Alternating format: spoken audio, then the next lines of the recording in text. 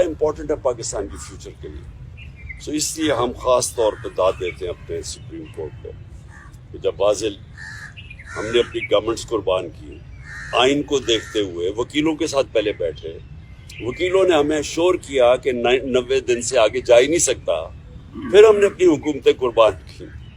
تو اس لیے تو نہیں قربان کی تھی کہ یہ سارے اپنے یہ محسن نقوی جیسے لوگوں کو اوپر بٹھا کے اور سارے ہمارے مخالف اور بیوروکریٹس اور پولیس والوں کو اوپر ہمارے بٹھا کے اور ہمارے اوپر انتقامی کارروائی شروع کر دیں, اور یہ یہاں بھی اور پختونخوا میں بھی. ہم نے تو اس لیے کیا تھا کہ ہم نے کہا کیئر ٹیکر آئے گا اور اس کے بعد 90 دن میں الیکشن ہوگی, تو یہ اس سے پیچھے ہٹ رہے تھے. اور یہ بھی کہ اتنا آگے نکل گیا, یہ بھی صاف آئین کی خلاف ورزی ہے ابھی بھی, کیونکہ یہ ظاہر ہے یہ وہ جو 90 دن کے بیچ میں نہیں ہو سکتا کیونکہ انہوں نے اتنا ڈیلے کر دیا. تو اپنی عطیہ کو پہلے تو میں خراج تحسین پیش کرتا ہوں, اور یہ اپنے ملک کے لیے بھی یہ بڑی خوشائن چیز ہے. دوسرے جو ماشاءاللہ ہماری سب سے بڑی پارٹی ہے پاکستان میں اپنی جوڈیشری کو یہ آج اعتماد دلوانا چاہتا ہوں کہ قوم ان کے ساتھ کھڑی ہے, کہ ان کو کوئی یہ وہ 98-99 میں نہیں جدھر ڈنڈوں مار کے سپریم کورٹ کے اوپر حملہ ہوا تھا اور کچھ ریئیکشن نہیں آیا, بہت بڑا ریئیکشن آئے گا پاکستان کے اندر. تو یہ ہم نے بھی سارا وائرل ہوا یہ جو کلپ ہے, اور میں صرف اپنے ججز کو یہ شیورٹی دینا چاہتا ہوں کہ ہم سب کھڑے ہیں. دوسری چیز کی میں نے بات کرنی تھی وہ یہ, آج بابر اعوان نے ایک پریس کانفرنس کیا. دیکھیں پہلے تو خطرہ مجھے کس سے ہے, میں نے جن 3 لوگوں کے نام لیے تھے میرے اوپر جب واردات ہوئی, تو میں نے ان تینوں کے نام لیے, تو ہر چیز جو اس کے بعد ہوئی میرے اٹیمپٹ کے بعد وہ مجھے کنفرم کرتی ہے کہ وہ تینوں ملوث تھے اس میں. پہلے تو کور اپ کرنے کی کوشش کی, وہ نوید سے پہلی سٹیٹمنٹ, پھر شام کو دوسری سٹیٹمنٹ آ گئی. دوسری سٹیٹمنٹ جب وہ کر رہا تھا تو JIT کے اندر رپورٹ ہے کہ وہاں 5 نامعلوم افراد بیٹھے ہوئے تھے کاؤنٹر ٹیررزم کی.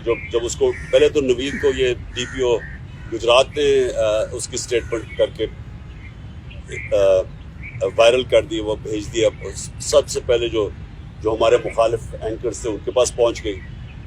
اس کے بعد اس کو اٹھا کے لے کے گئے کاؤنٹر ٹیررزم ڈپارٹمنٹ میں. ادھر 5 نامعلوم افراد جو کہ جج کے سامنے اینٹی ٹیررزم کورٹ کے جج کے سامنے JIT کی رپورٹ ہے کہ وہ 5 نامعلوم افراد تھے, وہ وہاں بیٹھے. اس نے دوسری اس کی ویڈیو بنائی اور کئی گھنٹے وہاں رکھا, اور پھر جب JIT نے ان دونوں کو وہ جو SSP تھا CTT کا اس کو جب بلایا اور یہ جو DPO گجرات کو بلایا, انہوں نے ریفیوز کر دیا آنے کو. پنجاب کی CTT تھی, تو کون طاقتور تھا جو ان کے پیچھے کھڑا تھا کہ انہوں نے ہماری گورنمنٹ ہوتے ہوئے منع کر دیا.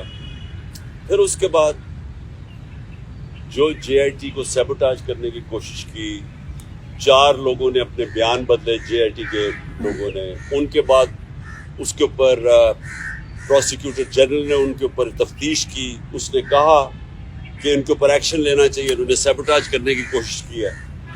اب اس کیئر ٹیکر گورنمنٹ جس کا یہ مینڈیٹ ہی نہیں, آتے ساتھ ہی پہلے JIT کو چینج روکا, اس کے بعد ان 4 لوگوں کو جن کے اوپر ایکشن کہا تھا ان کو واپس JIT پہ بٹھا کے, اور جو لوگ جو 2 کام کر رہے تھے ان کو انہوں نے OST کر دیا. تو یہ جو کور اپ ہے یہ صرف وہ کر سکتا ہے جس کے پاس طاقت ہے, اور طاقت کس کے پاس ہے؟ ڈرٹی ہیری کے پاس طاقت ہے, رانا ثناء اللہ کے پاس طاقت ہے, اور شہباز شریف. یہ جو تینوں میں نے نامنیٹ کیے, اس کے علاوہ یہ نہیں ہو سکتے, اس کے علاوہ یہ سیبوٹاج نہیں کر سکتے JIT. اب بات یہ ہے کہ یہ 3 ان کو سب سے زیادہ خوف کیا کہ عمران خان اقتدار میں نہ آ جائے, یہ تینوں کو خوف ہے, اور یہ 3 پاور میں بھی بیٹھے ہوئے ہیں, اور مجھے سب سے زیادہ خطرہ ہے ان سے. اب تو میں نے پہلے بھی ٹی وی پہ کہہ بیٹھا ہوں کہ یہ ایک اب دوسرا پلان بنا ہوا ہے مجھے قتل کرنے کا, اور میں نے یہ پبلک بھی کہا. جب یہاں لاہور ہائی کورٹ تھا تو میں نے تب بھی جب ख्वाजा तारिक रहीम ने जज को बताया कि इनके पर प्लान बना हुआ है, यहाँ कोई सिक्योर एनवायरनमेंट नहीं है, इसको ना पेश करें वहाँ। तो जज ने श्योरिटी दी, जब मैं यहाँ इंतज़ार कर रहा था, जब मैं गया, उसने श्योरिटी दी कि पुलिस इनकी हिफाजत करेगी। वहाँ पहुँचा, वहाँ पुलिस ही भाग गई सारी, कोई किसी किस्म की प्रोटेक्शन नहीं थी, बिल्कुल एक एक्सपोज था कि कोई भी कुछ वारदात कर सकता था। फिर उन्होंने मुझे पिंडी बुलाया, ये इस्लामाबाद में 3 अपीयरेंसेस थी। वहाँ आज बाबर अवान ने सीट जो अंदर के कैमरास थे, जो सीसीटीवी कैमरास थे, वो बंद किए गए। जो वहाँ सिक्योरिटी के लोग थे वो वहाँ से गायब थे, कोई सिक्योरिटी नहीं थी, सीसीटीवी कैमरास बंद किए गए और बिल्कुल किसी प्रोटेक्शन के बगैर मैं तीनों अदालतों के अंदर एक्सपोज था। अब सवाल ये है कि ये किसके इंटरेस्ट में है कि मुझे कौन आप प्रोटेक्ट करेगा?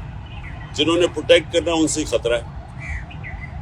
तो अदालत से हम अब कोशिश करेंगे, सुप्रीम कोर्ट के चीफ जस्टिस को भी मैं अब लिखूंगा अपने वकीलों से, हाई कोर्ट के भी चीफ जस्टिस को, कि ये आप हमारी बारी तो जब नवाज शरीफ फेक बीमारी हुई थी उसको, क्योंकि अब तो पता चल गया ना कि जनरल बीमारी नहीं थी, तो हमें एक जज साहब ने, मैं प्राइम मिनिस्टर था, उन्होंने कहा कि अगर इसको कुछ हो गया तो हम जिम्मेदार हैं। तो मुझे कुछ हो गया तो कौन जिम्मेदार है? क्योंकि वो जिन्होंने कुछ करना है वही उनका काम है मेरी हिफाजत करना। और दूसरी चीज़ कि जो नवीद जिसने मेरे पर कातलाना हमला किया था, अब उसको अदालत में नहीं पेश किया जाता, उसकी जेल के अंदर उससे बातचीत की जाती है क्योंकि उसकी जान को खतरा है। तो जिसकी जान के ऊपर अटेम्प्ट हो चुका है और खतरा है, उसको क्यों वो ये घसीट रहे हैं? और उन केसेस में, यानी जो मज़ाहिया खेज केसेस हैं, ऐसे केसेस हैं जिनके ऊपर कभी, यानी अगर दुनिया मजाक उड़ाएगी कि एक टेररिज्म का केस कर दिया वहाँ इलेक्शन कमीशन के बाहर, जबकि मैं वहाँ था ही नहीं, मैं घर पे बैठा हुआ था, वहाँ मुजाहरा हो रहा है, मेरे ऊपर दहशतगर्दी का केस कर दिया। या दूसरा वो जो एक और, अब सबको पता है कि इलेक्शन कमीशन पूरी तरह, अब तो खैर सारी कौम को पता चल गया कितनी जानबदार है, ये तो हुक्म ही सारी उनसे लेती है। उसने केसेस किया फॉरेन फंडिंग का, वो भी कोई केस नहीं है, अब वो चेंज हो गया प्रोहिबिटिव फंडिंग का। और दूसरा ये तोशाखाना का केस, वो भी मैं अब सबके सामने कि जिस वक्त को दोनों केसेस अदालत में गई ओवरटर्न हो जाएंगे क्योंकि केसेस ही नहीं है, तो उनके ऊपर मुझे बुलाया जा रहा है और मेरी जान को रिस्क कर रहा है। तो इसके ऊपर हम इंशाल्लाह अपने वकीलों के साथ बैठ के अप्रोच करेंगे सुप्रीम कोर्ट।